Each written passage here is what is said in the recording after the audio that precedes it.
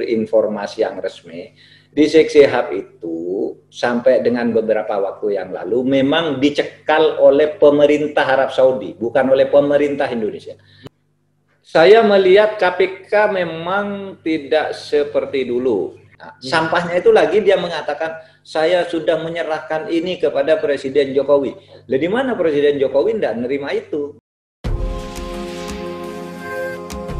The One adalah program Cokro TV yang khusus menampilkan sosok yang punya peran penting menjadikan Indonesia lebih baik di bidangnya masing-masing.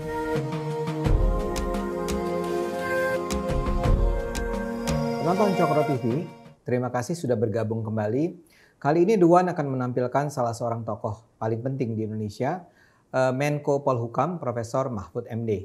Beliau kita undang terutama karena kita ingin dengar langsung pendapatnya, sikapnya, tentang sejumlah isu yang muncul belakangan ini mengenai Indonesia, terutama kaitannya dengan demokrasi, dengan hukum atau hubungan demokrasi dan hukum. Pak Mahfud, terima kasih sudah bersedia ketemu dengan Cokro TV. Terima kasih Mas Ade. Sehat-sehat Pak ya? Alhamdulillah sehat. Alhamdulillah. Ya Pak Mahfud, seperti saya katakan ini kita mau bicara dulu dimulai dari demokrasi dan HAM-nya nih.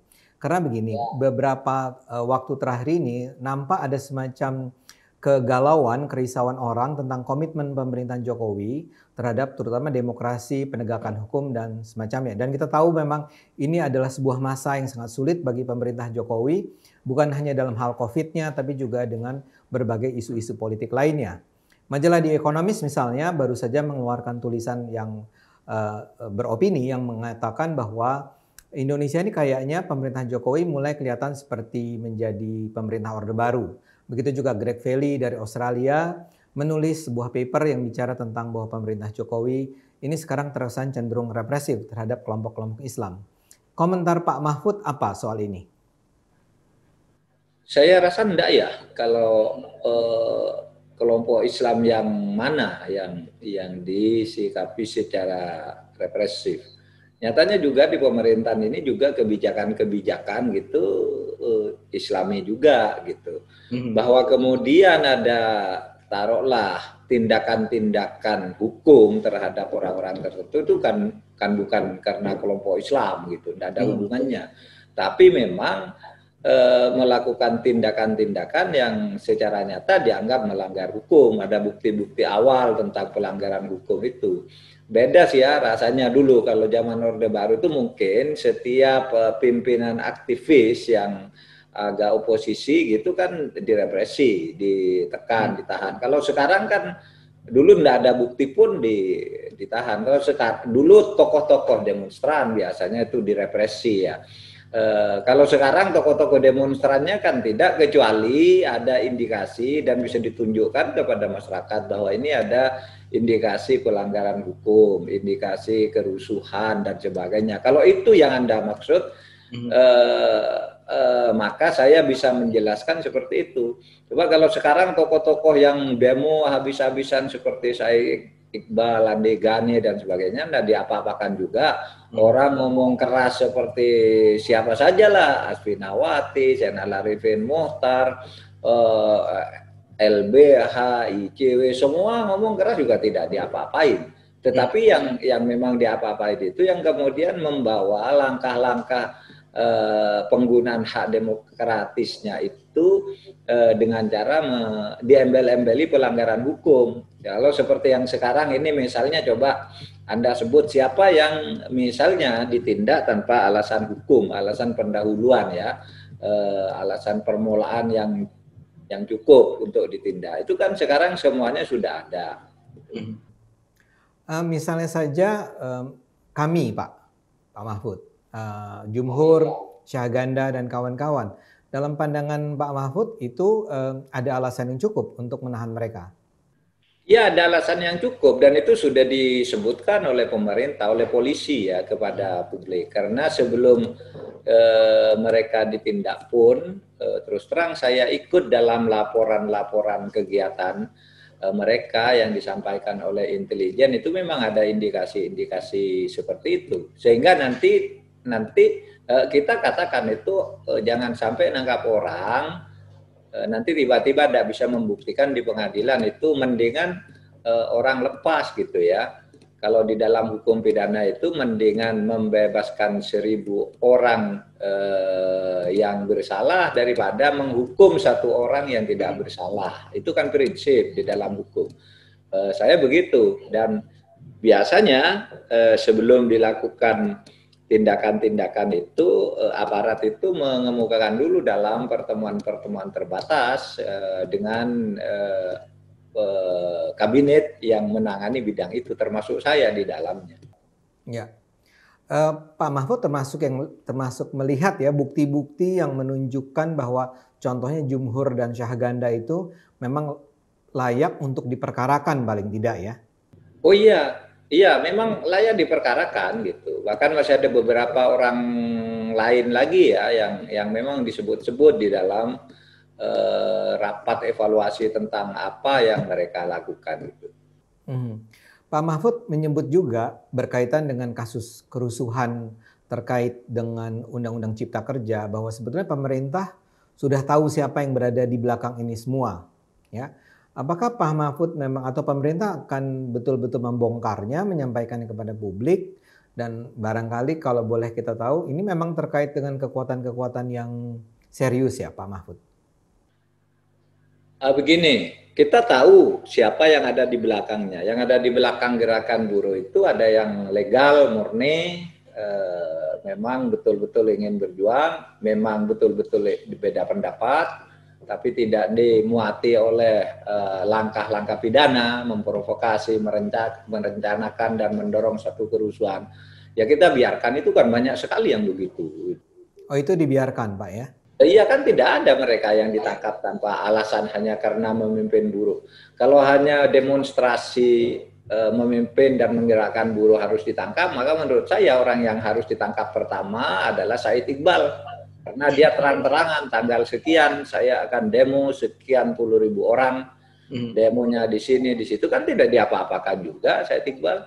Andi Gani juga, dan banyak lagi tuh yang memimpin demo tidak diapa-apakan. Tetapi yang kita apa-apakan itu ya adalah mereka yang memang melakukan langkah-langkah. Pokoknya apapun yang dilakukan pemerintah ini harus kita hantam. Kalau bikin kebijakan ini hantam, kalau bikin ini hantam. Lalu melakukan rencana-rencana apa tindakan-tindakan kekerasan yang seperti kemudian terjadi tindak kekerasan itu. Misalnya apakah Anda mau membantah bahwa ada 2 halte bis itu di dekat Sarinah itu dibakar, ada kantor polisi di itu dibakar. Apakah Anda akan membantah bahwa di Jogja Legian, Jogja yang biasa aman nyaman itu Legian dibakar, kantor polisi di situ, pos polisi juga dibakar. Nah yang begitu gitu kalau ditindak salah tuh kalau tidak ditindak, karena negara ini harus menjaga keamanan, menjaga ketertiban gitu. Jadi pemerintah atau Pak Mahfud lah ya melihat misalnya pembakaran halte, pembakaran kantor polisi itu sesuatu yang memang direncanakan, atau sebagian orang bilang ya itu biasalah kalau di lapangan kadang-kadang perusuh itu atau pelaku anarkisme itu sering tidak bisa terkontrol. Ada yang sering tidak bisa terkontrol ya, sering terjadi, tetapi sering terjadinya itu bersifat sporadis, ya sering terjadi.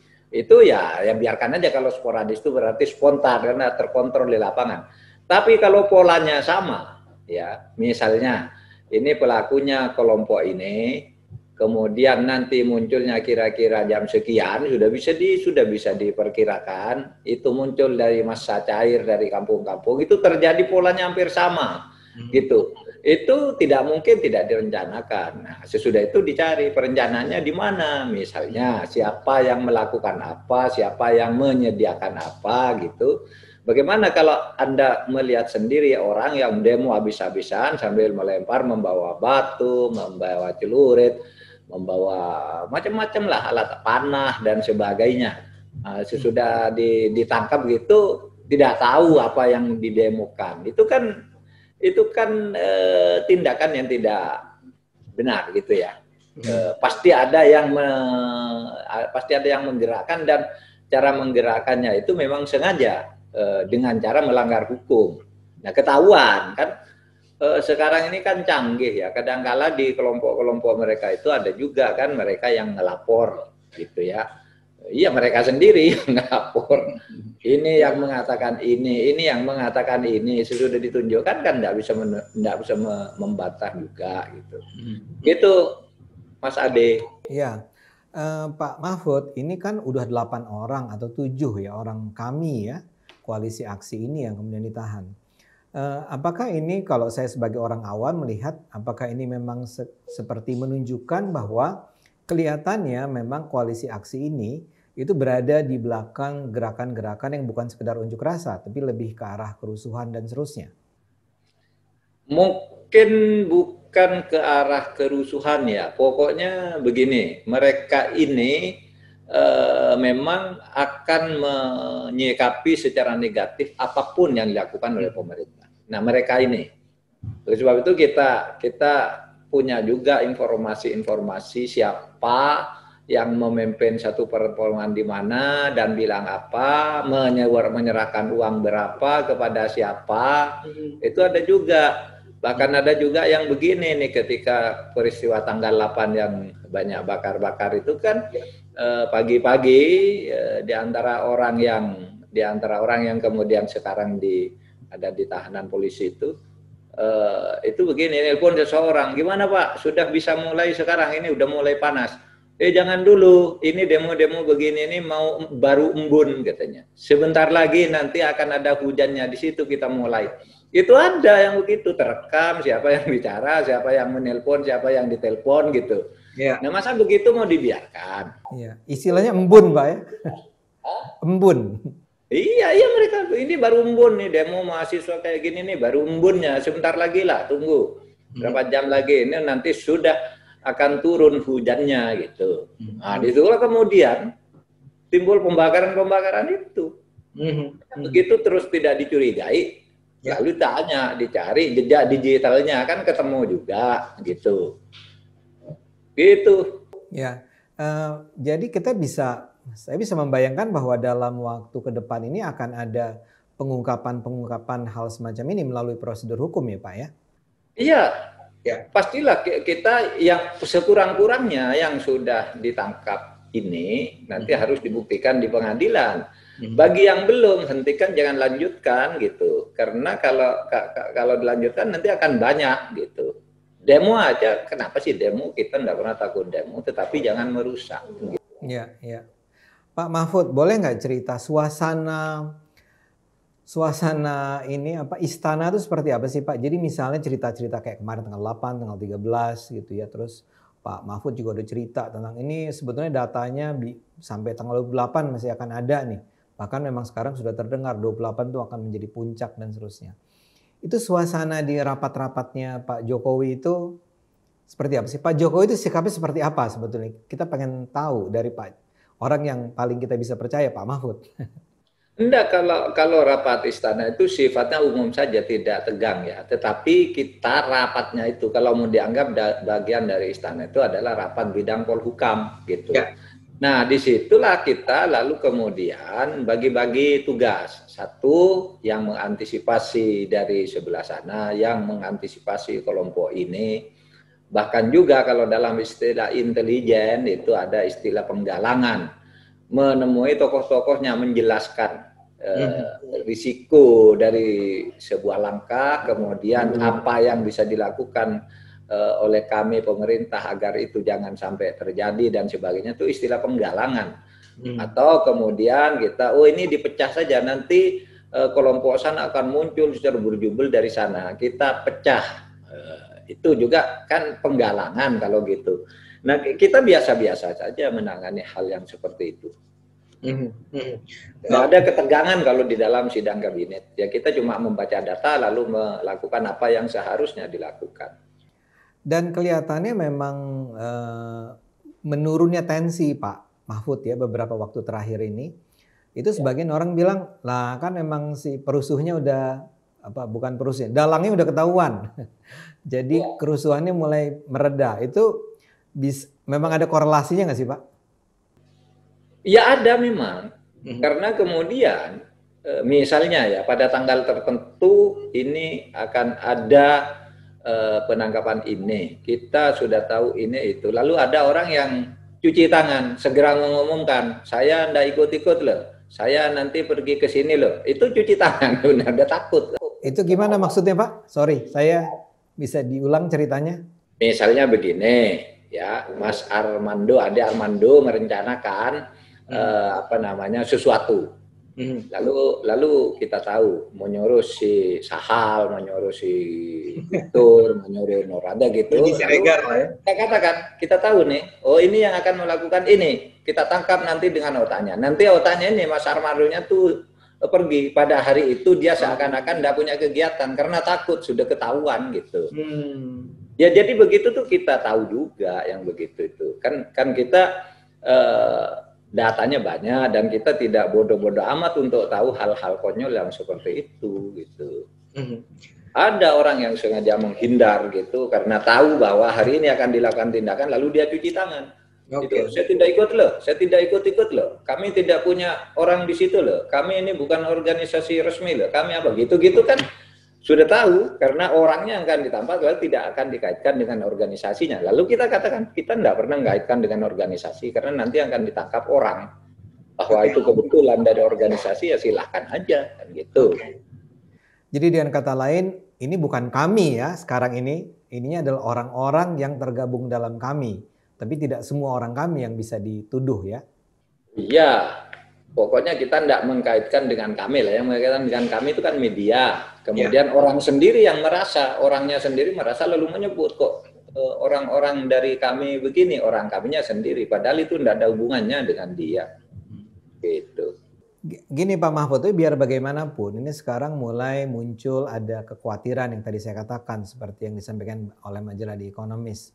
Laporannya penelitian indikator juga kemarin menunjukkan bahwa yang dilakukan pemerintah itu kesannya seperti membuat masyarakat mulai takut bersuara. Komentar Pak Mahfud apa? Saya sih rasanya kenapa harus takut? Karena satu, mereka yang taruh ditindak ini adalah mereka yang ada pada bukti awal. Yang kedua, mereka yang betul-betul membawa senjata, mereka yang ikut-ikutan itu kan. Ya, kalau Anda punya aspirasi secara sungguh-sungguh, siapa yang mau melarang gitu? Kan tidak boleh juga pemerintah sembarangan membuat orang takut. Coba saya ingin tahu siapa yang ada di dalam daftar nama itu yang kemudian tidak disebutkan alasan-alasan penahanannya. Kan langsung disebutkan gitu alasannya. Sementara yang lain yang puluhan ribu kan orang yang demo dan mungkin ratusan orang yang menjadi motor dari demo itu. Tapi cuma berapa orang kan yang ditangkap gitu. Karena yang ratusan orang itu dibiarin aja karena itu aspirasi biasa dan tidak merusak gitu. Itu silakan aja gitu. Pak Mahfud, ini terkait sama demo atau sikap terhadap Undang-Undang Cipta Kerja kemarin ya Pak. Ini kan begini, banyak pihak termasuk Pak Mahfud, termasuk banyak orang yang percaya pada konstitusi mengatakan sebenarnya kalau Anda itu nggak setuju dengan isi Undang-Undang Cipta Kerja, ya Anda boleh demonstrasi. Tapi ada satu cara lain yang sebetulnya paling elegan, mengikuti konstitusi adalah ajukan saja ke Mahkamah Konstitusi, ya. Nah, disitulah itu kemudian diuji. Tapi kemudian ada sejumlah tokoh juga yang mengingatkan nggak ada gunanya lah. Mahkamah Konstitusi itu sebetulnya sudah berpihak pada pemerintah. Jadi apapun yang diajukan di sana itu akan dengan sendirinya tertolak. Jadi jangan harapkan akan ada perubahan Undang-Undang Cipta Kerja melalui jalur uji material ke Mahkamah Konstitusi. Komentar Pak Mahfud apa soal ini? Ya boleh saja ya orang berpendapat begitu. Itu biasanya kan dikatakan oleh orang yang sudah punya sikap gitu. Tetapi menurut saya sah saja orang berpendapat begitu. Nah oleh sebab itu kalau tidak mau konstitusi ya kembali aja ke hukum politiknya. Di dalam hukum politiknya siapa? Perbedaan pendapat, perbedaan keinginan, perbedaan aspirasi itu adalah fakta yang tidak bisa dihindari. Kalau ada perbedaan kan yang mengambil keputusan adalah mereka yang secara konstitusi punya kewenangan mengambil keputusan. Nah kalau tidak mau itu Anda harus menang dulu pemilu lalu buat keputusan lain yang berbeda, kan begitu hukumnya gitu.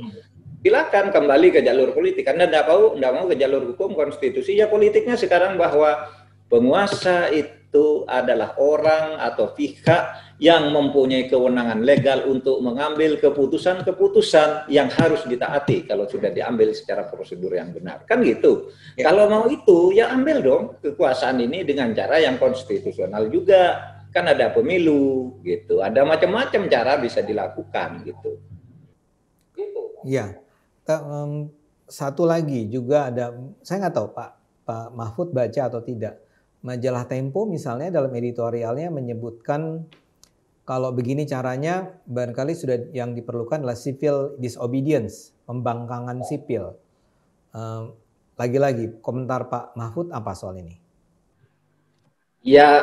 Ya tidak apa-apa juga nulis gitu, temponya juga tidak diapa-apakan.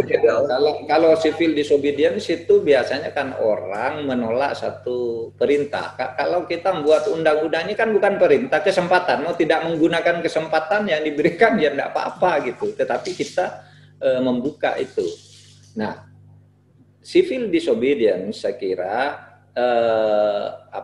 sesuatu yang mungkin berbahaya, tapi kalau situasi dan alasannya seperti ini, kira-kira kan tidak ada yang akan mengikuti civil disobedience itu. Kalau civil disobedience artinya tidak melakukan sesuatu, ya enggak apa-apa, wong ini tidak melakukan, undang-undang ini tidak mengimperasikan sesuatu kepada rakyat. Itu mengimperasikan sesuatu kepada pejabat, birokrasi, kepada perusahaan. Kemudian rakyatnya tidak mau, kan rakyat tidak mau, kan tidak apa-apa juga ini soal cipta kerja ya. Gitu. Kalau rakyat misalnya, wah saya membangkang nggak ikut itu, ya tidak apa-apa gitu, tidak membahayakan juga. Ini kalau maunya diberi jalan yang mudah, kan gitu. Itu aja kalau saya memahami. Itu saya mau clearkan bareng buat pembaca yang dimaksud Pak Mahfud itu kalau orang disobedient terhadap Undang-Undang Cipta Kerja, ya silahkan saja. Tapi artinya tidak mau mengikuti undang-undang tersebut, gitu Pak ya, dan ya silahkan saja. Toh sebetulnya bukan rakyat juga yang seharusnya menjalankan Undang-Undang Cipta Kerja kan? Iya, dia kan hanya maunya sih mempermudah rakyat. Saya ingin katakan namanya tuh Cipta Kerja, menciptakan lapangan kerja. Lalu dipermudah semua. Misalnya sekarang jadi masalah kok sekarang dipermudah semua sih? Ya kita mempermudah perizinan, itu gimana kok sekarang tidak AMDAL lagi untuk perusahaan. Nah dulu orang mau investasi itu, mau berusaha itu izinnya, AMDALnya tuh lama sekali, harus membentuk panitia ini, panitia itu. Sekarang sudahlah itu, tetapi begitu melanggar tutup perusahaan, kan gitu. Tidak dilarang sebelum berbuat, kalau sudah mau berbuat gitu, pelanggaran dimulai, perusahaannya ditutup, kan gitu. Agar orang tidak terhambat hanya karena ngurus izin ini belum selesai, belum lagi KTP, belum lagi sertifikat tanahnya belum beres karena itu masih bentuknya girik misalnya.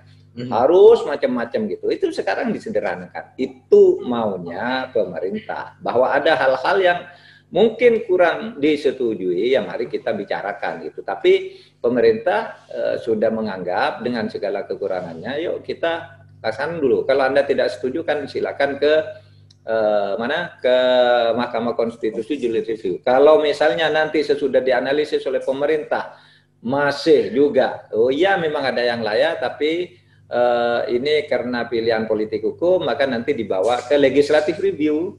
Jadi kita juga sudah berbicara tentang legislative review itu. Artinya apa? Mana hal-hal yang belum tertampung dengan baik atau tidak disetujui tetapi tidak melanggar konstitusi, sesudah diskusikan penting diubah, nanti bisa masuk ke program legislative review pada tahun berikutnya. Misalnya pasal sekian kita ubah. Itu ada Pak ya, legislative review, artinya undang-undang yang sudah berlaku bisa direview oleh undang-undang, oleh DPR? Iya, diubah sendiri kan biasa ya. Undang-undang bisa diubah dengan undang-undang kalau mau dibentuk sendiri. Kan ada legislative review, ada executive review, ada judicial review gitu. Pak Mahfud, melihat keramaian, Pak Mahfud dan pemerintah berulang kali mengatakan, Pak Erlangga juga dan banyak menteri lainnya juga bilang bahwa loh ini kan dibuat buat kepentingan masyarakat luas, tapi kemudian terjadi sedemikian ketegangan yang luar biasa sampai ada kerusuhan dan segala macam. Kalau dalam cara pandang Pak Mahfud, sebetulnya kenapa sih ini terjadi? Sebagian orang bilang ini komunikasi pemerintah memang buruk sih. jadi nggak sampai pesannya pada publik. Atau barangkali Pak Mahfud punya pandangan sendiri? Ya mungkin benar ya, pesan kepada publik itu kita kalah dengan hoax yang itu jadi pembahasan juga. Lebih banyak berita itu didominasi oleh hoax, hal-hal yang tidak ada sebenarnya lalu diviralkan begitu rupa, menjadi hal yang kemudian agak menimbulkan ketegangan. Kalau saya harus bicara ya memang selama ini kurang komunikasi publiknya ke tingkat akar rumput. Kalau ke tingkat elit sebenarnya, misalnya kepada serikat buruh, serikat pekerja, kita sudah bertemu berkali-kali. Said Iqbal itu ke kantor saya sejak bulan Februari, lalu dalam bulan puasa, sesudah bulan puasa, itu kalau tidak salah 3 atau minimal 3 kali atau sampai 4 kali. Kita tampung itu suaranya, apa yang Anda inginkan. Dia buat sebuah buku yang kemudian disimpulkan dalam 13 item. Nah itu kita tampung bahwa ada kompromi-kompromi. Itu iya gitu, bahwa tidak harus diterima semua 13 itu persis dengan yang diusulkan, jalan tengahnya apa gitu. Nah kita kalau komunikasinya sudah serikat pekerja atau buruh yang berkepentingan kita sudah undang, kita sudah hubungi. Bukan hanya itu, kalau misalnya yang saya catat itu kelompoknya Said Iqbal itu ada 9 serikat pekerja, 9 organisasi bergabung di situ, ya datang ke tempat saya. Lalu ada kelompok pendukung, jangan main-main, kelompok pendukung yang sangat setuju dengan dengan RUU Cipta Kerja ini. Ada juga banyak, misalnya antara lain serikat pekerja yang dipimpin oleh Yoris. Ada yang serikat buruhnya NU itu Sarbu Musi namanya, mendukung. Banyak kita panggil juga ke sini, tidak kurang dari 10 organisasi juga yang kita panggil, yang setuju bagaimana, yang tidak setuju bagaimana. Itu komunikasi kepada elit. Tapi kalau komunikasi ke akar rumput itu juga menjadi kesimpulan kemarin dalam rapat kita itu kurang komunikasi ke akar rumput, bukan kita tidak menyampaikan, tetapi kalah dengan berita-berita hoax yang diviralkan secara sistematis melalui medsos. Nah kalau itu iyalah, artinya saya disuruh minta komentar itu ya fakta yang kita rasakan juga. Ini soal komunikasi Pak ya. Yang buat kami menarik di sini adalah menyaksikan bahwa Pak Mahfud itu seperti sebetulnya garda terdepan pemerintah kalau udah harus bicara tentang hal-hal yang sulit. Contohnya kalau ke ILC yang diundang tuh Pak Mahfud. Dan Pak Mahfud itu seperti seenaknya aja kalau mau ngomong kemarin tentang Rizal Ramli, tentang Din Samsudin gitu ya. Pak, itu memang Bapak ditugaskan seperti itu ya? Enggak. Malah Presiden kaget, para menteri kaget kok dia bilang begitu, apa enggak terlalu keras. Enggak, saya sudah biasa begitu gitu. Sejak dulu kalau mau ngeritik pemerintah ya ngeritik, mau ngeritik ke LSM ya LSM. Saya kan tidak punya beban apa-apa dengan mereka, tidak punya hutang budi juga. Seumpama hanya karena itu saya misalnya dianggap kurang cocok di pemerintahan, tidak apa-apa juga. Biasa-biasa aja. Yang penting apa yang saya pikirkan benar itu yang saya katakan. Dan saya memang kalau diprovokasi dengan hal-hal yang dengan cara yang tidak benar gitu, saya lawan juga gitu. Apa aja dia misalnya suka menelanjangi orang, sukanya ya saya telanjangi juga, kan begitu aja. Bagi saya tidak ada beban. Tapi tidak ada yang nyuruh, Mas Ade, tidak ada yang nyuruh. Malah pada menelanjangi orang ini TV nasional, Pak. Pak, ya tidak apa-apa lah. Nggak apa-apa ya. Pak Mahfud nggak khawatir ya dengan image. Saya kasih contoh nih, banyak orang marah sekali dengan Pak Mahfud, terutama kelompok-kelompok masyarakat sipil yang yang cenderung kritis terhadap pemerintah ketika Pak Mahfud bilang bahwa itu ingat Veronica Koman Pak, ya Bapak bilang itu data-data Veronica tuh sampah gitu ya, dan itu Bapak sampaikan di depan publik di media, itu gimana Pak? Lah memang sampah datanya. Begini loh, dia mengatakan pemerintah menahan ini karena tahanan politik gitu. Loh, enggak disebut ini itunya siapa, alamatnya di mana, menyebut 57 orang Papua ditangkap, namanya ini, enggak ada alamat pengadilannya, enggak ada nyebut kasusnya dan sebagainya. Masa itu mau dibaca? Ya dibuang aja, sampah kan. Kalau bukan sampah harus ada kasus nomor sekian di kantor polisi sekian, pengadilannya di pengadilan ini, namanya ini, baru kita baca. Ini hanya nyebut 57 orang. Ini ditangkap karena tahanan politik. Nah, sampahnya itu lagi dia mengatakan, saya sudah menyerahkan ini kepada Presiden Jokowi. Lah di mana Presiden Jokowi tidak menerima itu? Bahwa ada orang ketemu Presiden Jokowi, tapi itu bukan Veronica Koman, ya. Ada orang menyerahkan itu, kan setiap orang ketemu menyerahkan data ya diambil. Sesudah itu diserahkan ke ajudan Sipen, kan gitu. Nah sesudah sampai di Jakarta kok enggak ada isinya, cuma sampah, ya saya nyebut sampah gitu. Memang kenapa kalau tidak bisa dipakai kan sampah juga namanya. Iya, Pak, ini mungkin agak jadi analisis Bapak nih. Apa pandangan Bapak tentang ya misalnya kayak Veronica ya, dengan apalagi kemarin ada keramaian soal beasiswa LPDP-nya yang sampai dibiayai oleh rakyat Papua. Ya saya mau tanya aja komentar Bapak mengenai itu apa? Ya itu langkah-langkah sampah provokatif juga. Karena begini, dia itu dulu kan punya beasiswa, ada tanda tangan ke negara. Nah, lalu bahwa dia akan kembali mengabdi. Sudah itu dia datang nih lapor, loh saya sudah mengabdi kepada rakyat, saya sudah lulus. Kapan? Disebut tanggalnya itu tanggal sebelum dia lulus gitu. Sudah mengaku mengabdi kepada negara, kan ada tanggal-tanggalnya, dia menyebutkan tanggal sekian saya ini, tanggal sekian. Itu pun bukan kengabdian kepada negara, katanya membela hak asasi rakyat Papua yang tidak ini. Bagi saya itu masalah soal nasionalisme, soal ikatan keutuhan negara kesatuan Republik Indonesia. Lalu karena itu dia lalu mengumpulkan uang. Katanya sudah diserahkan ke Kementerian Keuangan, tidak ada orang. Oleh sebab itu diserahkan ke kantor Satpam, Menko Polhukam. Lalu ada orang menyerahkan uang ke kantor Satpam. Kan kalau menyerahkan uang kan ada nomor rekeningnya aja. Kasihkan rekeningnya. Itu Pak, uangnya berapa Pak? Nggak ada, itu cuma sampah, berita sampah aja. Lalu ada orang mengaku saya diutus Veronica Koman gitu, datang ke kantor saya, foto dengan Satpam, lalu dibuat berita gitu. Oh, saya udah nyerahkan uang ke kantor Menko Polhukam, biaya pendidikan saya Veronica dikembalikan di kantor Satpam. Kenapa? Kantor Satpam Menko Polhukam. Kenapa? Karena datang ke kantor Menteri Keuangan tidak ada, tutup gitu. Lalu dititip di situ, lalu foto-foto, lalu diberitakan. Ya hanya gitu kan. Apa menurut Mas Adi Armando itu bukan sampah? Sampah kan? Ya sampah lah. Kalau itu dianggap serius, keterlaluan. Sehingga ketika saya ditanya ngapain nanggapi sampah gitu aja. Selesai. Pak, tapi ini kan permainan image ya.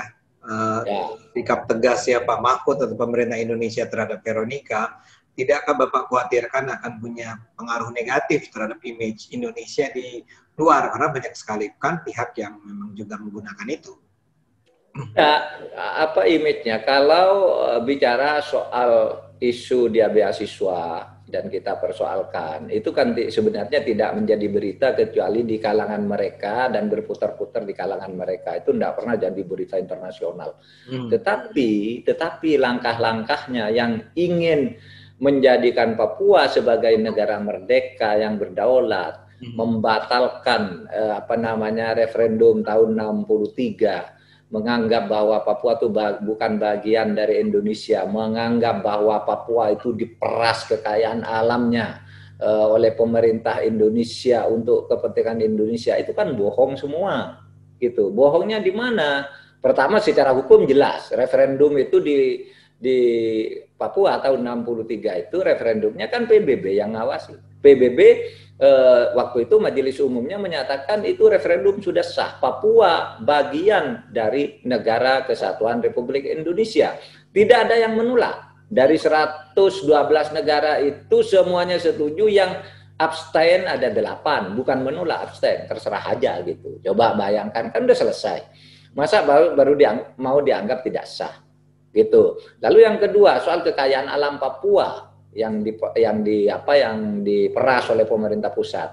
Mas Ade ingin saya katakan ada data resmi nih dari Menteri Keuangan.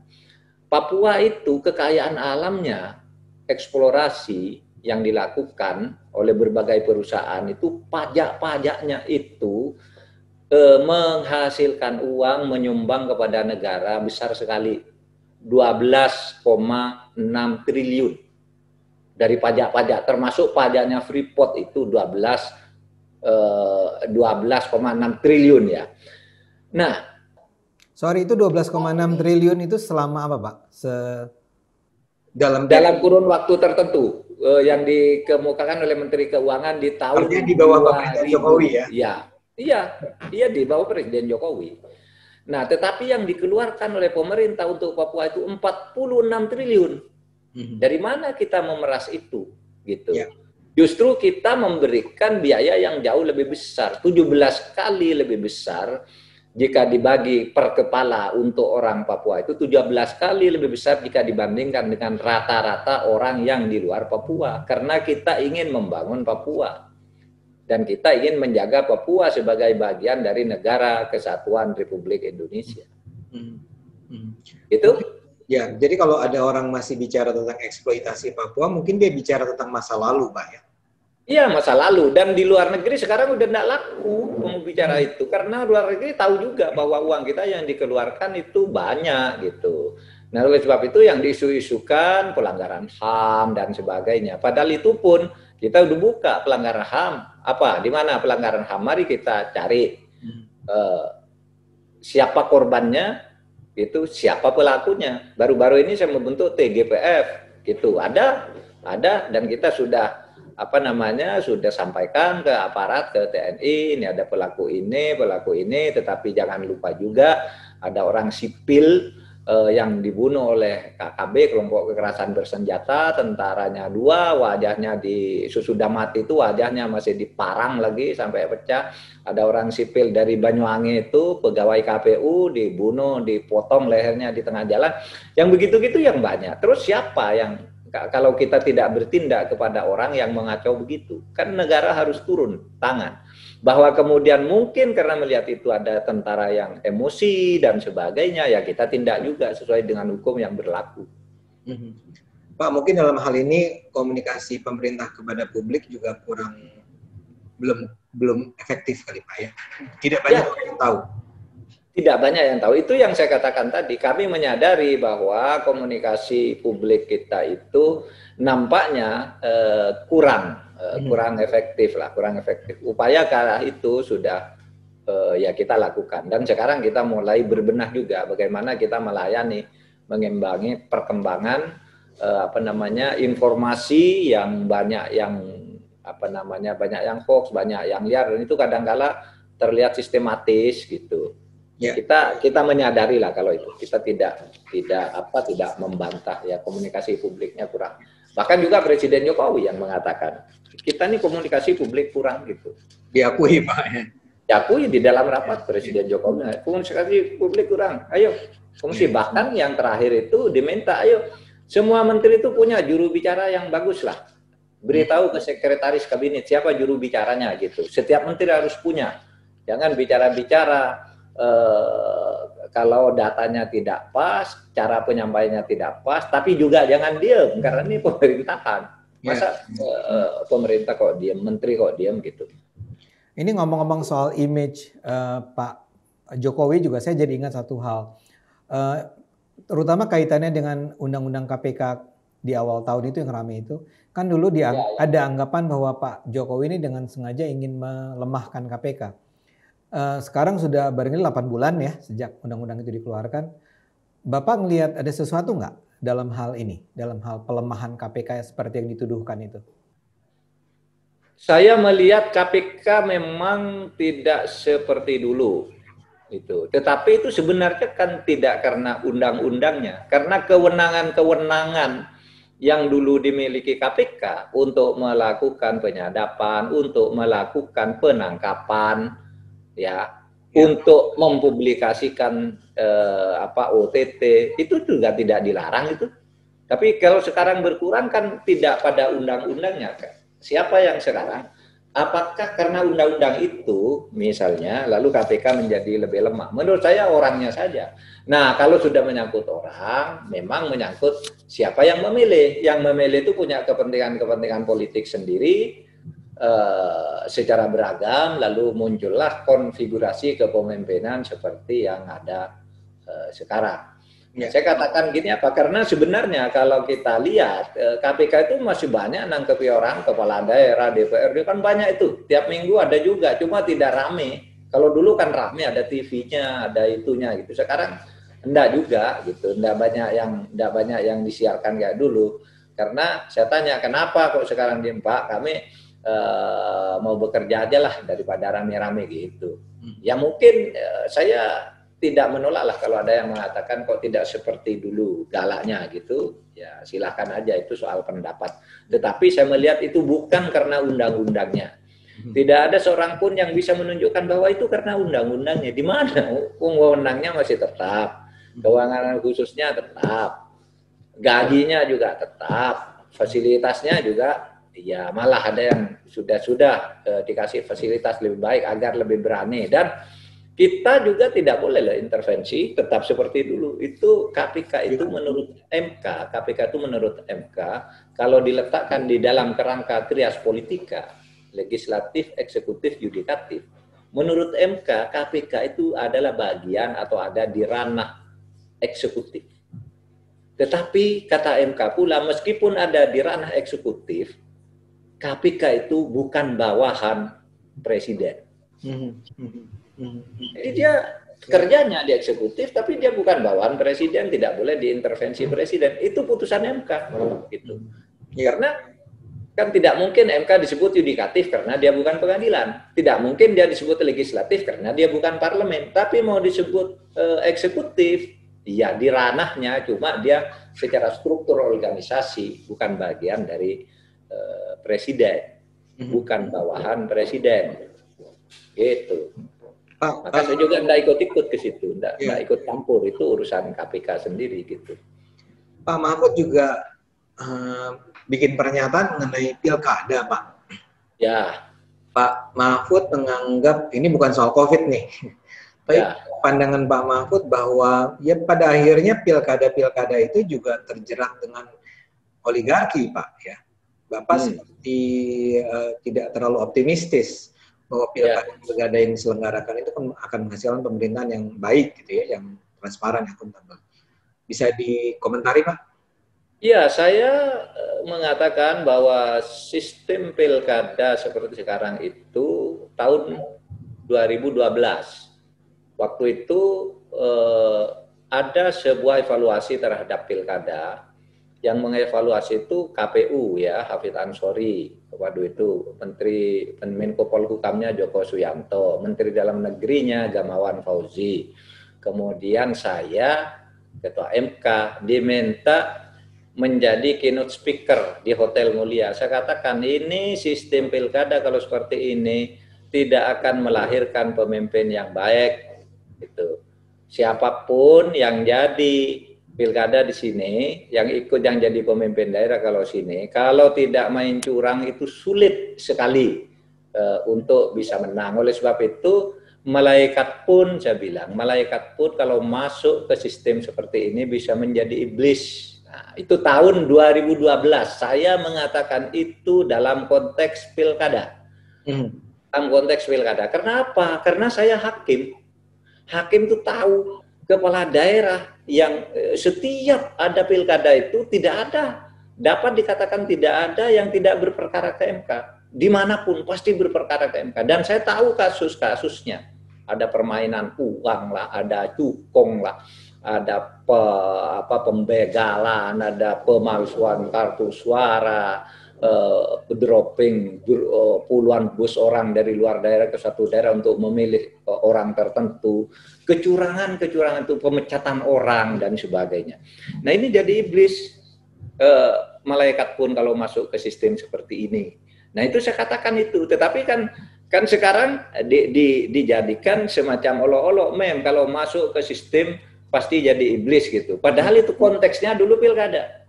Ya. Sama dengan ketika saya mengatakan pemimpin kalau tidak dipercaya mundur kan gitu kan. Lalu sekarang dikeluarkan tuh mem pernyataan saya. Kenapa kok tidak mundur gitu? Kenapa Jokowi kok tidak mundur loh?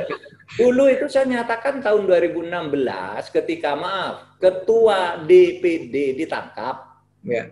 KPK tidak mau mundur sampai berperkara ke pengadilan di antara anggota DPD. Nah kan sudah ada TAP MPR kalau sudah tidak dipercaya rakyat mundur gitu. Itu tahun 2016. Saya ulangi lagi ketika seorang anggota ketua DPR juga sudah ditangkap gitu, sudah dijadikan tersangka. Masih tidak mau juga mundur dari jabatannya, tetap mau jadi anggota DPR. Saya katakan, loh menurut TAP MPR nomor 6 tahun 2001, masyarakat itu, pemimpin itu kalau sudah tidak dipercaya oleh rakyat ya mundur. Aturannya apa? TAP MPR nomor 6 tahun 2001 gitu. Apa ukuran ketidakpercayaan? Sudah ditangkap oleh KPK, sudah tersangka kok masih merasa benar, itu bagaimana? Secara moral itu tidak boleh, harus mundur gitu. Lalu ada yang mengatakan sekarang, loh kok Jokowi kok tidak mundur? Kan tidak dipercaya oleh rakyat. Lalu saya katakan Jokowi itu dipercaya karena dipilih oleh rakyat melalui pemilu justru dan tidak punya kasus hukum gitu, tidak bisa dikaitkan.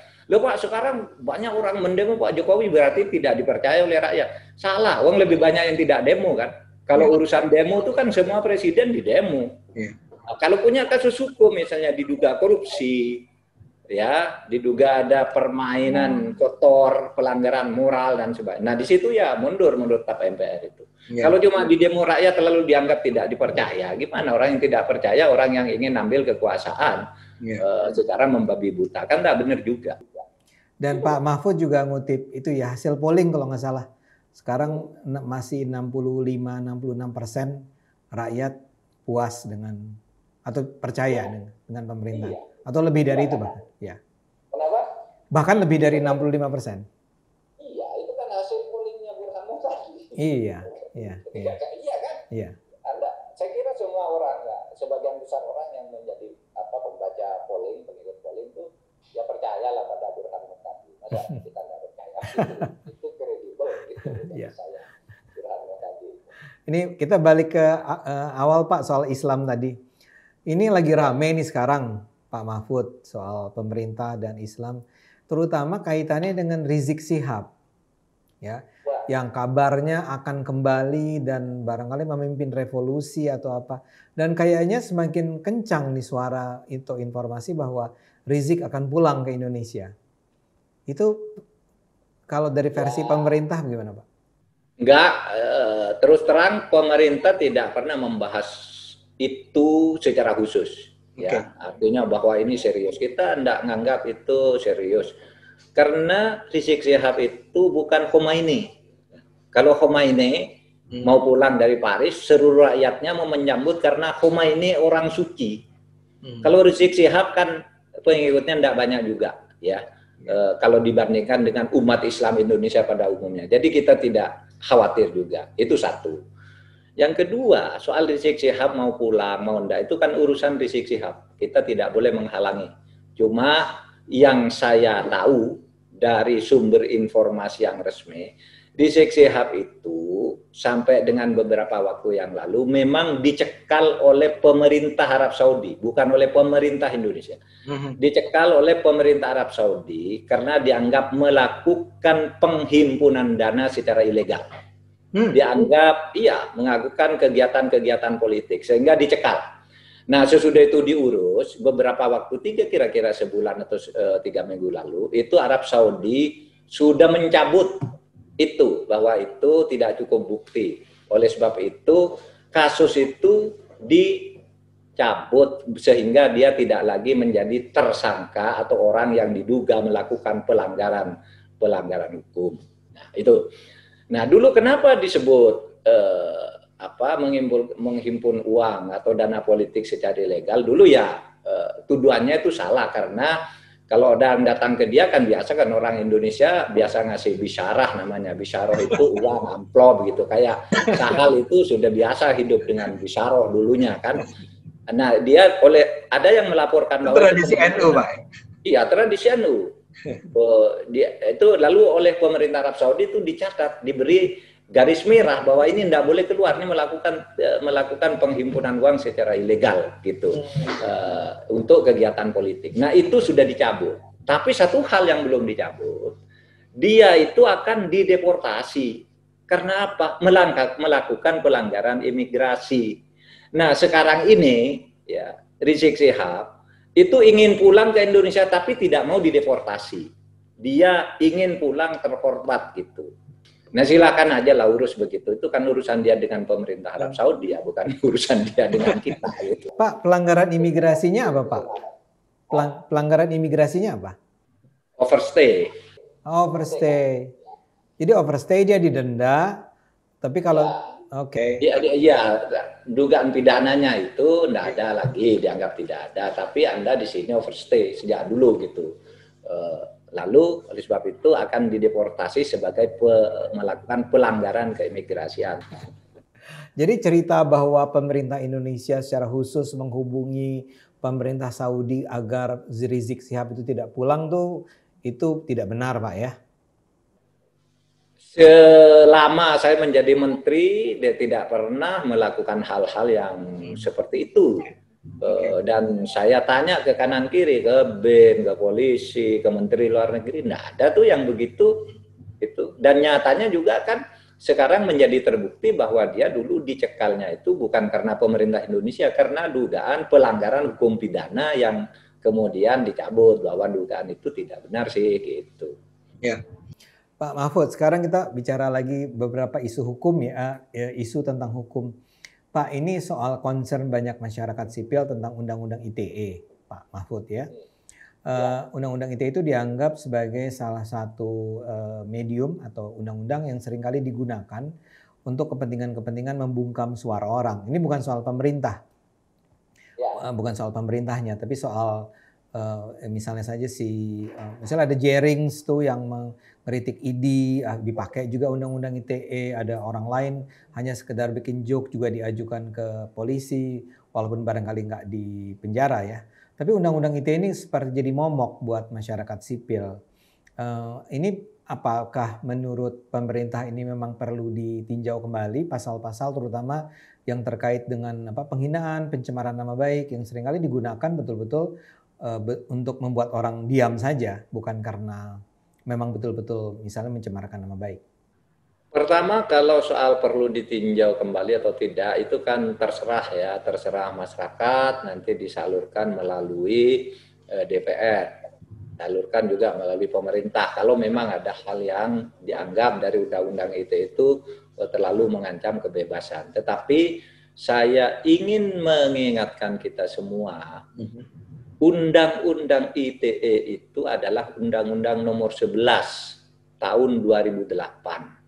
Artinya apa? Artinya dulu pemerintah pada tahun 2008 itu memang sudah merasa memerlukan Undang-Undang ITE.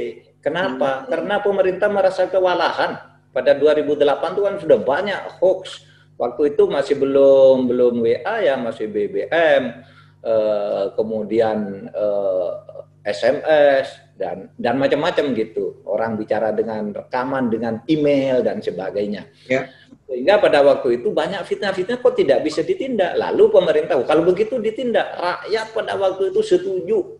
Coba, Mas Armando, Armando ingat tahun 2008, apakah ada orang yang menolak Undang-Undang ITE yang diprakarsai oleh pemerintahan Presiden Yudhoyono itu pada waktu itu? Memang diperlukan pada saat itu. Kemudian masih dirasa kurang kuat lagi, diperbarui lagi, diperkuat pasal-pasalnya agar penyebaran fitnah-fitnah dan hoax itu juga bisa diancam dengan hukuman pidana agar orang tidak mudah menyebar berita-berita bohong gitu. Nah, pada waktu itu diperlukan. Nah, kalau sekarang ada undang-undang dan ada yang melakukan pelanggaran, kemudian pemerintah melakukan melakukan penindakan berdasar undang-undang itu, apakah salah gitu?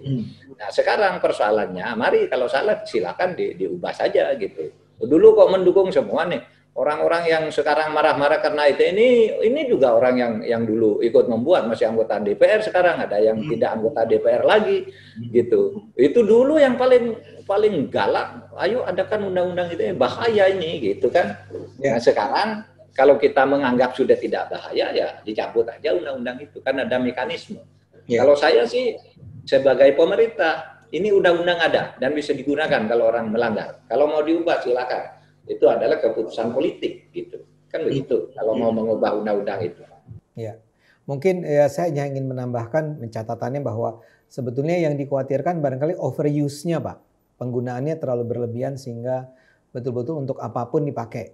Termasuk yang sekedar orang ngeritik ID tadi, Pak, si Jerings yang artis itu, hanya karena dia meledek ID, ID-nya marah, kemudian dia akhirnya diperkarakan. Tapi mungkin saja. Mungkin saja ada yang penerapannya berlebihan, tapi ada juga yang tidak. Misalnya begini, ada orang, Pak, kenapa orang ngeritik ke Pak SBY gitu, mengeritik Pak SBY yang katanya Pak SBY itu membiayai demo-demo, kok tidak ditangkap? Loh, itu kan delik aduan. Kalau hanya orang mengatakan itu ditangkap semua, orang yang mengkritik Pak Jokowi tiap hari itu ratusan, mau ditangkap masa? Gitu. Iya kan? Sama juga orang mengkritik Pak SBY begitu, ya sudah, kalau memang tidak suka ya laporkan aja sendiri, nanti kan ditangkap orangnya kalau memang cukup bukti. Tetapi kalau setiap orang melakukan itu yang sifatnya delik aduan, tidak menyangkut keresahan meresahkan publik, tidak menyangkut delik umum, pelanggaran ITE-nya itu, ya kita tidak mampu dong menangkap orang begitu banyaknya. Nah, oleh sebab itu saya ingin katakan ada yang berlebihan mungkin berlebihan karena ide merasa tersinggung lalu ngelapor, itu hak dia. Tapi ada juga yang misalnya tidak berlebihan. Kalau orang menista orang melalui medsos misalnya, mau ditangkap semua, saya tidak berlebihan. Mas Adi Armando tahu saya tiap hari juga dibully macam-macam, tapi saya diam aja. Banyak itu. Kalau saya mau lapor kan gampang. Misalnya sekarang ini ada satu berita yang mengembangkan pernyataan saya bahwa dulu kan Amin Rais jadi ketua MPR juga baik, tetapi tidak bisa mengubah apa-apa. Dia ya hanya jadi ketua MPR aja. Nah sekarang ada sebuah berita itu yang menulis bahwa Amin Rais menurut Mahfud bodoh, Amin Rais bohong apa. Saya tidak pernah bilang begitu. Nah kalau saya laporkan ke polisi kan bisa. Ini kan bohong. Tapi untuk apa saya melaporkan hal-hal yang kayak gitu? Itu artinya kan saya tidak berlebihan menanggapi hal itu. Ya, biarin aja lah yang begitu-gitu. Ya. Pak Mahfud tahu yang siapa Nur itu, Gus Nur atau siapalah namanya itu? Ugi Nur. Siapa? Ugi Nur Raharjo. Ya. Kalau itu menurut Pak Mahfud layak nggak ditahan? Menurut saya layak. Layak ya. Menurut saya layak. Iya, masa dia bilang di NU banyak PKI. Saya dengar, saya ikut di NU banyak PKI-nya, sopirnya mabuk macam-macam, itu sudah menimbulkan kebencian. Ya, ujaran kebencian yang luar biasa gitu. Itu aja kalau saya. Tapi kalau Refli Harunnya setuju nggak agar tidak diperkarakan? Tapi mudah-mudahan tidaklah adik saya itu. Saya pengen denger itu. Kalau menurut Pak Mahfud tidak layak lah. Masa sih Refli sampai diperkarakan gara-gara channelnya dipakai buat si Sugi Nur itu. Pak Mahfud, ini satu lagi juga yang concern banyak masyarakat sipil dan mengingat Bapak adalah Menko Polhukam kan. Ini Pak, soal bentuk-bentuk diskriminasi, persekusi atau penyerangan, perusakan rumah ibadah di berbagai daerah yang terjadi selama ini ya. Itu ada semacam anggapan wah pemerintah kita tuh tidak terlalu serius menanganinya ya. Ada orang mau beribadah dilarang, nggak boleh bangun rumah ibadah dan seterusnya. Itu gimana Pak sikap pemerintah di bawah yang di masa sekarang seperti apa Pak? Saya mau cerita sedikit dulu ya. Dulu saya pernah didatangi oleh utusan khusus Presiden Amerika, Presiden Obama, utusan khusus untuk negara-negara OKI, Organisasi Konferensi Islam, datang ke saya sebagai Ketua Mahkamah Konstitusi seakan-akan mau menyalahkan di Indonesia itu kebanyakan pelanggaran HAM.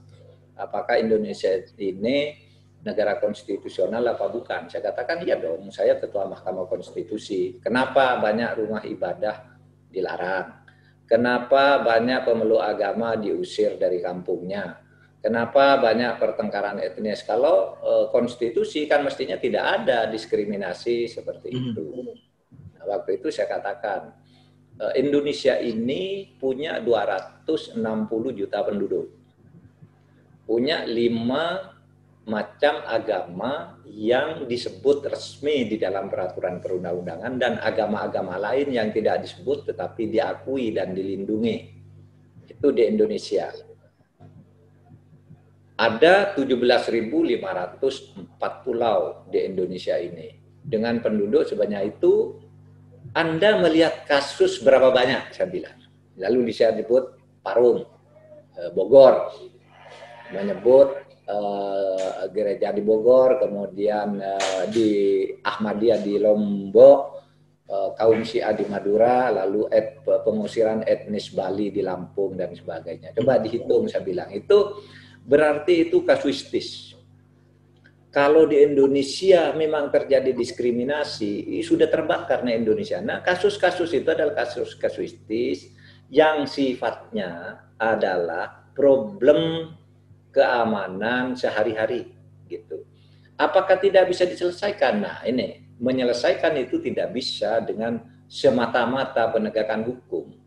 Karena misalnya kalau kita pulangkan orang itu tidak akan pernah dibuat aman. Jadi kita harus mendidik dulu untuk membuat sadar. Seperti yang di Lombok itu.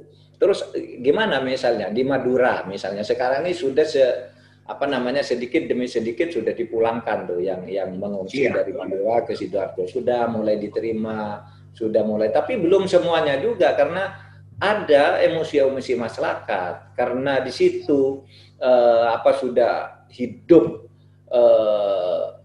ya bertahun-tahun lah, hidup sejak dulu bahwa ini agama yang benar, jangan dimulai begini. Ya kita didik dulu, kita siapkan mentalnya bahwa ini harus diterima. Kalau langsung dipulangkan gitu aja kan gampang, tapi nanti habis. Begitu disuruh pulang, malam besoknya udah habis kan, dianiaya orang, dibunuh dan macam-macam. Oleh sebab itu kita mengaturnya pelan-pelan. Dan bahwa ini masalah yang sulit itu kan terjadi dari periode ke periode kan. Mulai Pak SBY ini sudah terjadi 2 periode tidak selesai juga. Pak Jokowi juga tidak selesai. Bukan karena tidak mau, kita sudah punya tim di situ untuk menyelesaikannya. Di Jawa Timur mulai zaman Pak Karwo itu berbagai langkah sudah dilakukan, tapi tetap harus pelan-pelan. Di NTB juga gitu. Tetapi dari keseluruhan Indonesia yang besar, dari gambar besar Indonesia itu noktah-noktah yang memang tidak bisa dihindari. Tetapi kalau melihat gambar besarnya, sebenarnya Indonesia ini adalah sebuah negara laboratorium toleransi, laboratorium kebersatuan di dalam berbagai ikatan primordial. Dan kita bangga dengan itu. Ya, tapi apakah misalnya nih Pak, kalau sampai terjadi semacam pelarangan, penyerangan, tidakkah sebaiknya memang pemerintah mengeluarkan sikap tidak dalam artian bersikap keras ya, tapi kemudian mengingatkan publik bahwa seharusnya toleransi ini dipelihara, dirawat, dijaga, begitu Pak?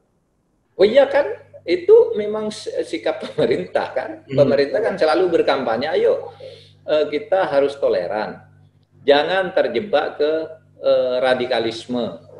Saya minta maaf Mas Ade, kadang-kala ada orang mengatakan radikalisme itu kan baik katanya. Radikalisme itu Bung Karno itu memerdekakan Indonesia karena radikal dia. Nabi Muhammad itu menyebarkan Islam karena radikal sehingga menimbulkan kebaikan. Oke, radikalisme itu ada yang baik, ada yang tidak. Kalau radikalisme sebuah tindakan melawan kemapanan yang sudah disepakati bersama itu tidak baik. Itu. Kalau Bung Karno dulu kan melawan penjajah, Nabi Muhammad melawan jahiliyah, harus radikal. Kalau kita kan sudah punya negara di mana mekanisme kepemimpinan, pembuatan hukum dan sebagainya itu sudah disepakati bersama caranya melalui proses yang demokratis. Nah, Oleh sebab itu radikalisme di dalam arti yang kita selalu katakan itu mempunyai arti stipulatif, arti tertentu yang ditentukan oleh hukum, yaitu Undang-Undang Tindak Pidana Terorisme. Apa itu? Yaitu tindakan untuk melawan kesepakatan bernegara, anti Pancasila, anti NKRI, anti pemerintah, anti Bhinneka Tunggal Ika. Bentuk dari radikalisme itu adalah satu, intoleran, takfiri namanya. Yang kedua, jihadis, membunuh orang yang berbeda. Kalau intoleran itu tidak membunuh, tapi dia tidak suka lah kalau orang berbeda, tidak dikawani, tidak didiskriminasi, itu intoleran. Kalau jihadis itu membunuh. Lalu ada yang sifatnya radikalisme itu wacana, masuk ke lembaga-lembaga pendidikan, nyusup ke pesantren, nyusup ke masjid dan sebagainya. Nah, pemerintah menghadapi ini yang melalui himbauan, kata Mas Ade Armando kan sudah setiap hari pemerintah bicara itu, bahkan membentuk lembaga-lembaga untuk mengkampanyekan tentang toleransi, tentang kebersatuan, tentang Bhinneka Tunggal Ika dan sebagainya, itu sudah dilakukan oleh pemerintah. Tapi radikalisme yang bentuknya jihadis, pembunuhan, kita punya Badan Nasional Pemberantasan Tindak Pidana Terorisme. Kalau yang sifatnya ideologis, wacana, nyusup-nyusup itu kita punya Kementerian Agama, gitu, punya Kementerian Pendidikan dan Kebudayaan dan sebagainya, dan lain-lain. Kita bekerja melawan itu untuk membangun kebersamaan, kebersatuan, dan harus menjaga bersama seperti kata Mas Ade itu, yaitu melalui 3 jalur itu. Kalau intoleran sikapnya ini, kalau jihadis ini, kalau sifatnya ideologis, wacana, penyusupan ini. Nah, itu semua ada di dalam hukum kita tentang pemberantasan tindak pidana terorisme. Ya. Tapi kalau kita bicara di dalam pemerintahan sekarang itu agenda melawan bukan yang teroris Pak ya, tapi yang tadi takfiri lah, yang radikalisme diajarkan di sekolah-sekolah, itu sepenting apa Pak? Saya tahu bahwa dalam era COVID ini barangkali itu tidak banyak dibicarakan, tapi dalam perasaan Pak Mahfud di pemerintahan Jokowi periode kedua ini, itu isu-isu semacam itu, intoleransi, takfiri, radikalisme di sekolah, di lembaga pendidikan, itu apakah agenda yang dianggap prioritas atau? Iya, prioritas. Oleh sebab itu sebelum COVID itu, Mas Ade melihat ada SKB 11 menteri dan lembaga. Ya. 11 menteri apa? Itu bagi tugas. Menteri Pendidikan, kamu tugasnya ini nih untuk melangkah radikalisme. BUMN tuh kamu tugasnya ini. Di kantor-kantor BUMN itu banyak orang radikal. Kamu Menpan RB tugasnya ini, ngurus ASN kamu, radikalisme. Menteri Agama, kamu tugasnya ada 11 menteri di situ, tanda tangan bersama dengan tugas masing-masing. Jadi SKB 11 menteri tentang apa Pak? Maaf. Tentang pemberantasan radikalisme. Wow, oke. Kami lupa. Ada kan itu? Lupa ya? Waduh, lupa. Nanti saya kirim nih. Siap. Ya mungkin sudah kepalang COVID. Iya, karena terhalang COVID pada waktu itu. Tapi kita menganggap itu serius gitu. Pak. Kita lalu BNPT, kamu tugasnya ini lah. Makanya kita dulu membuat pengumuman bagaimana FTF yang di luar negeri itu boleh dipulangkan apa tidak. Itu kan produk 11 kementerian itu pada waktu itu. Ada tindakan deradikalisasi, di mana orang yang pernah menjadi teroris itu harus melalui proses itu sebelum masuk ke tengah-tengah masyarakat. Dalam proses deradikalisasi juga orang yang pernah menjadi teroris sebelum dikeluarkan dari penjara dan dia sudah di penjara harus ikut program deradikalisasi ini. Semuanya masuk di sekolah-sekolah, ya. Menteri Pendidikan dan Kebudayaan disuruh memperkuat pendidikan kewarganegaraan, ideologi Pancasila gitu. Nah semua Mas, jadi kita atur semuanya bahwa mungkin masih banyak bocor karena memang gangguannya anginnya kencang. Anginnya kencang. Iya. Takutnya kalau Rizik pulang makin kencang, Pak. Itu kata Mas Ade Armando, kalau saya enggak sih. enggak, kan aman ya. dia bukan Khomeini juga. Bukan Ya Khomeini. paling berhasil mengumpulkan orang kumpul gitu paling sehari 2 hari gitu kuatnya ya selesai sudah. Tidak apa-apa, itu bagus juga biar menjadi kontrol bagi kita. Tahu enggak Mas Ade, saya selalu bilang di pemerintah, Pak, enggak usah panik, ini ada pemerintah, ada demo, ada orang ngeritik, malah menjadi peringatan bagi kita, memberi pemberitahuan. Terutama kalau bagi saya pribadi, kalau ada kayak begitu, ada demo begini, ada isu orang menyatakan ini. Saya kalau rapat itu bilang, malah ini bagus. Karena apa? Karena saya punya bahan untuk berbicara itu loh, di masyarakat ada gitu. Kalau enggak ada gitu kan saya enggak berani bicara. Apa faktanya? Kan gitu. Bagi saya itu demo-demo tuh menyenangkan juga kalau ditonton. Kadangkala TV-TV itu kan sudah membosankan. Di demo tuh kadangkala lucu-lucu juga bisa ditonton. Yang penting jangan merusak. Pak, ya Pak Mahfud, ini mungkin bagian terakhir dari diskusi kita atau wawancara kita. Pak Mahfud dulu itu sempat mau jadi wapres, ya. Oh, bisa. Ya ingat nggak ya Pak? Ya, jadi introspeksi, bukan introspeksi apa? Kalau kita melihat kembali, Pak Mahfud itu merasa kecewa atau tidak terpilih sebagai wapres atau bagaimana? Enggak, kaget aja, kaget. Kalau dalam arti kecewa, kaget kok bisa terjadi begitu. Tetapi mau kecewa apa? Pertama, saya pada waktu itu tidak pernah melamar. Yang kedua, saya tidak mengeluarkan apapun untuk itu. Sehingga saya tidak rugi apa-apa gitu. Oleh sebab itu ya itu memang hanya orang politik lah untuk memutuskan hal-hal seperti itu. Oleh sebab itu saya bilang ya sudah. Pokoknya habis itu sudah, jangan dikembang-kembangkan lagi, jangan digosipkan macam-macam. Nah, saya bereaksi kan karena saya digosipkan. Pada waktu itu baru saya bereaksi. Dibilang, wah itu maunya sendiri, padahal tidak ada yang minta dia. Dan macam-macam gitu kan baru saya bereaksi. Bahwa saya memang diundang resmi, dipanggil resmi, dan sebagainya. Tapi kecewa sih enggak, itu menjadi bagian dari catatan hidup saya yang menarik. Kalau dikenang sekarang kadang-kala ya lucu. Kalau pada waktu itu mungkin banyak orang sedih, saya sendiri kaget gitu. Tapi kalau dikenang sekarang ini malah jadi lucu juga ya. Dan saya membayangkan ya, Tuhan itu maha adil. Coba ya, kalau saya jadi wapres dalam suasana pandemi seperti ini bisa berbuat apa? Tuhan berat sekali. Untung hanya Menko Polhukam dan bisa masih bisa mengcover lah tugas-tugas ini. Tapi kalau sudah tugas kenegaraan yang lebih tinggi lagi itu berat. Nah, itu bisa dianggap sebagai hikmah. Pak Mahfud bukannya menjadi Menko Polhukam lebih berat dalam kondisi saat ini? Kalau jadi wapres kan cuma jadi orang nomor 2. Enggak, Menko Polhukam itu artinya begini, saya bisa melaksanakan tugas saya sesuai dengan tupoksi yang sudah jelas gitu. Kalau wapres itu menurut saya kan semua tugas presiden yang menjadi tugas wapres.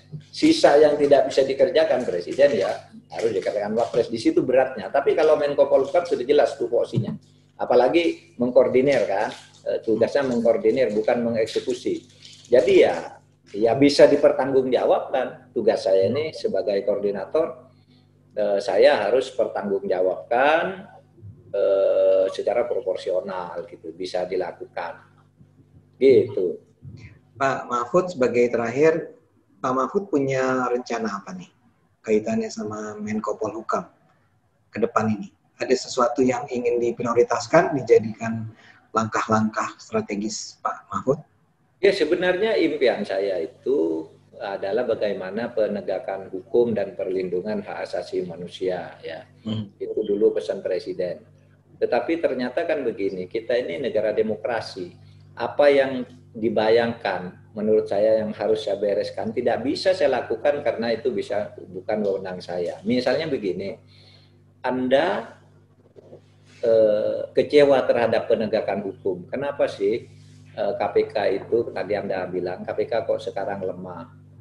Ada orang lain, kenapa Mahkamah Agung itu membebaskan para koruptor setiap hari, mengurangi hukumannya. Nah itu saya kecewa berat, tetapi saya tidak bisa berbuat apa-apa karena itu di luar kewenangan saya. Kenapa sih Mahkamah Konstitusi membuat putusan itu? Kenapa DPR membuat undang-undang itu? Itu kan di luar wewenang saya, gitu. Nah, tapi kalau Anda tanya yang di wewenang saya kira dalam waktu 8 bulan ini hal-hal yang cukup luar biasa di pemerintahan dalam penegakan hukum itu cukup baik, gitu ya. Di luar soal putusan-putusan pengadilan itu. Misalnya beberapa waktu ini, seminggu terakhir ini kita sudah menemukan 6 orang dijatuhi hukuman seumur hidup karena Jaksa Agung kami bisa membuktikan kesalahan yang tidak bisa dibantah dalam kasus Jiwasraya. Anda bayangkan, yang dulu itu mana? Pemerintah sekarang motong tangannya sendiri nih. Jiwasraya ini bagian milik pemerintah dipotong. Kalau di sini ada penyakitnya, Jiwasraya. Di Rut Garuda, yang dulu terombang-ambing, pemerintah sendiri yang mengungkap, sekarang bawa dia ke pengadilan. Pinangki, tangkap. Itu Joko Chandra yang lari sudah 11 tahun, tangkap. Maria Pauline, 17 tahun lari kemana-mana, tangkap, gitu. Ya artinya apa? Kita sudah berusaha mencoba kalau di lingkungan eksekutif. Di lingkungan eksekutif di mana saya bisa menjangkau. Tapi kalau Anda minta agar Mahkamah Agung menghukum berat para koruptor, itu saya tidak boleh. Itu misalnya Mahkamah Agung. Dan kadangkala kalau saya melihat kenapa masyarakat tidak puas terhadap penegakan hukum, kan di dalam pemberantasan korupsi dan putusan-putusan pengadilan itu. Nah, saya kira itu harus dipilah-pilah juga. Tetapi kalau Anda katakan apa ide gagasan saya ke depan, saya ya banyak sih. Misalnya dalam pelanggaran HAM kita akan coba ungkap dengan sebaik-baiknya dan menyelesaikan kasus-kasus HAM masa lalu, ya. Kasus HAM masa lalu. Masa lalu ini yang kemana nih Pak? Yang banyak. Sebentar, saya ingin jelaskan dulu masa lalu yang mana, tapi saya ingin memberi pengertian apa yang dimaksud pelanggaran HAM di dalam istilah resmi sehari-hari. Pelanggaran HAM itu adalah satu pelanggaran yang direncanakan oleh negara secara terstruktur, sistematis, dan masif. Nah, kalau pelanggaran HAM yang dilakukan oleh rakyat terhadap rakyat itu pelanggaran HAM juga, tetapi di dalam hukum itu tidak disebut pelanggaran HAM, disebut tindakan kriminal. Kalau saya nempeleng orang dengan sewenang-wenang itu kriminal, gitu. Melanggar HAM enggak? Ya melanggar HAM itu. Tetapi di Indonesia saya bilang sejak zaman pemerintahan Pak Jokowi itu tidak ada pelanggaran HAM dalam arti pelanggaran yang terstruktur, sistematis, dan masif. Pelanggaran HAM di tingkat rakyat, rakyat saling bunuh, ada anak membunuh pamannya, paman memperkosa ponakannya, itu banyak. Apakah itu pelanggaran HAM? Ya pelanggaran HAM substansi, tapi dalam hukum itu bukan pelanggaran HAM, itu kriminal. Nah, dalam arti pelanggaran HAM yang sifatnya terstruktur, sistematis, dan masif itu sejak zaman pemerintahan Pak Jokowi itu tidak ada. Ada satu kemarin muncul di Komnas HAM, muncul satu selama 6 tahun. Nah, yang masa lalu itu yang masih ada itu adalah pelanggaran HAM yang diputuskan oleh Komnas HAM sebagai pelanggaran HAM di dalam hukum humaniter. Itu ada 12. Dan 12 itu semuanya terjadi sebelum pemerintahan Pak Jokowi. Gitu. Nah, tindakan kriminal, pelanggaran hukum masih banyak kita dan selalu banyak sih sejak dulu gitu. Pak, pelanggaran HAM terakhir yang disebut dari 12 itu apa? Kalau tidak salah Nduga ya. Nduga atau Paniai gitu di Papua yang terakhir. Bukan yang saya selidiki ini, tapi sebelum ini ada itu. Di Papua dianggap ada pembunuhan, di situ direncanakan oleh aparat dan dilakukan oleh aparat. Itu kesimpulan Komnas HAM. Ya kita hargai saja, karena Komnas HAM itu memang oleh undang-undang diberi wewenang untuk menyatakan itu. Gitu. Kita hargai. Siap. Itu 12-12-nya jadi akan di apa? Dalam rencana Pak Mahfud? Yang bisa diselesaikan secara hukum akan diadili. Ya. Banyak yang tidak bisa. Karena apa? Misalnya, tidak ada lagi buktinya. Seperti kasus G30 SPKI itu. Gitu. Siapa korbannya? Kemudian mana buktinya? Kasus 65. Kemudian kasus Tanjung Priok, termasuk tuh Tanjung Priok. Itu sudah tidak ada buktinya. Kasus Talang Sari. Nah, kasus Talang Sari ini yang lucu juga itu. Di sana sudah tidak ada apa-apa, aman. Yang apa namanya? Yang kasihan itu yang siapa? Pak Endro Priyono. Setiap ada Komnas HAM baru ditanya itu lagi. Kamu namanya siapa? Tahun ini jadi apa? Lu dulu sudah saya diperiksa gini lagi terus gitu. Karena buktinya sudah tidak ada gitu. Dan itu sudah dijelaskan, tidak bisa dibuktikan secara hukum. Akhirnya yang seperti ini kan harus kita selesaikan. Nah, yang tidak bisa diselesaikan lagi secara hukum, kita buat undang-undang KKR. Komisi Kebenaran dan Rekonsiliasi. Ini tidak bisa dibuktikan, enggak? Sudah setiap tahun dipanggil orangnya, pertanyaannya sama sampai lupa gitu. Ditanya hal yang sama setiap tahun kalau ada komisi baru gitu. Ayolah, ini tidak bisa lagi dibuktikan. Kita tanya ke Jaksa Agung, bisa enggak Bapak? Tidak bisa Pak, hukum itu perlu bukti, perlu berita acara. Siapa yang diperiksa, apa keterangannya. Kalau cuma keyakinan bahwa itu terjadi, tidak boleh hukum begitu. Nah kalau gitu gimana? Ya cari jalan apa? Di luar pengadilan. Itulah rencananya kita mau menghidupkan lagi Undang-Undang Komisi Kebenaran dan Rekonsiliasi. Gitu. Kita mencari jalan yang baik di situ. Jangan bertengkar terus dengan hal-hal yang tidak jelas. Pak Mahfud, kalau terhadap korban, apakah ada langkah-langkah rehabilitasi Oh iya, ya justru itu Mas Ade. Untuk korban atau keluarga korban yang ditentukan oleh Komnas HAM gitu, itu nanti di dalam undang-undang KKR itu kalau tidak bisa diselesaikan secara hukum, ya pengadilan tidak lagi menemukan bukti disebut dalam hukum itu dark number ya, tidak bisa lagi diselesaikan, maka kan di situ nanti ada kompensasi yang akan diberikan oleh negara, ada sifatnya uang, beasiswa, kemudian pernyataan apa gitu. Nanti itu diatur di Undang-Undang KKR yang sedang kami rancang itu. Jadi Undang-Undang KKR itu akan menyatakan pelanggaran HAM yang diputuskan oleh Komnas HAM kita lanjutkan ke pengadilan. Yang tidak bisa diadili misalnya karena misalnya buktinya tidak ada. Seperti di Papua beberapa orang itu katanya ditembak oleh tentara. Tetapi keluarganya melarang itu diotopsi. Kan tidak boleh orang hanya katanya lalu dibawa ke pengadilan. Seumpama diotopsi nanti dicari ini peluru nomor berapa, siapa dulu yang pegang. Kan harus begitu. Kalau hanya mengatakan itu ditembak oleh tentara dan orang semua lihat gitu. Kan harus diotopsi kalau hukum. Nah, yang seperti itu gimana menyelesaikannya? Kan itu. Nah, itulah kita lalu berpikir tentang undang-undang KKR. Gitu. Nah, itu yang kita sekarang sedang siapkan. Mudah-mudahan ya Pak Mahfud kita dukung semua nih agar itu bisa diwujudkan. Ya. Mudah-mudahan bisa diwujudkan. Pak Mahfud, ini terima kasih sekali, luar biasa. Saya sebagai warga negara Indonesia menyatakan kita bersyukur punya Pak Mahfud sebagai Menko Polhukam di situ, dan kita semua berharap pemerintah bisa memang berjalan dengan efektif untuk kepentingan masyarakat banyak, dan rencana-rencana Pak Mahfud bisa diwujudkan dalam waktu yang mudah-mudahan COVID selesai terus undang-undangnya lahir. Terima kasih.